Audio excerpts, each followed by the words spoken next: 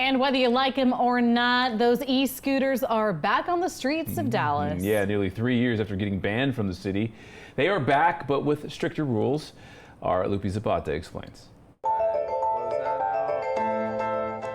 And I think we get to ride now. Okay, starting ride. Here we go. 32-year-old Stanley Corbett has lived in downtown Dallas for the last 6 months. He owns a personal scooter, but was excited to try one of the new 1,500 electric rides now around Dallas as of May 31st. So mine goes about 18 miles per hour top speed. These go 30. When it engages, it gives you a little jolt, a little boost of power for sure. He remembers when riders crowded downtown streets for about 2 years before Dallas City Council banned scooters in September of 2020 because of safety concerns following 2 different fatal accidents, both happening that year in the Old East Dallas area. You didn't have to take the picture of exactly where you left it.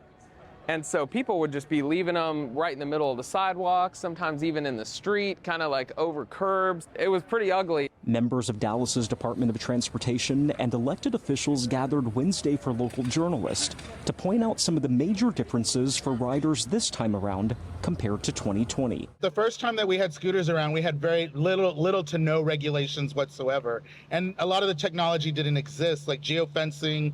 Geofencing is the biggest difference. The GPS technology makes it impossible for riders to operate a scooter outside the boundaries of a virtual perimeter. So our geofencing is very precise. We make sure that it lives on board the scooter, so the scooter knows where you are at all times.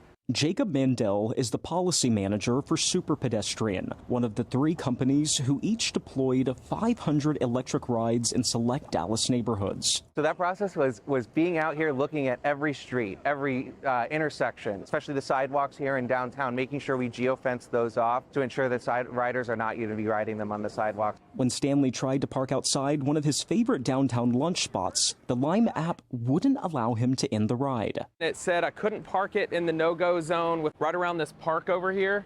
Looks like we're gonna have to park it across the street. Stanley says he and a lot of his fellow downtown residents have mixed emotions about the hundreds of electric rides now available in their neighborhood. You know, scootering is a thrill, and so it's fun, especially with how fast these things go. On the other hand, living down here, I can see where it could become an annoyance very quickly. I'm hopeful that some of the newer protections they've put in place might guard against some of that. Thanks for watching our YouTube channel. And for more refreshing stories about your community, click the subscribe button right over here.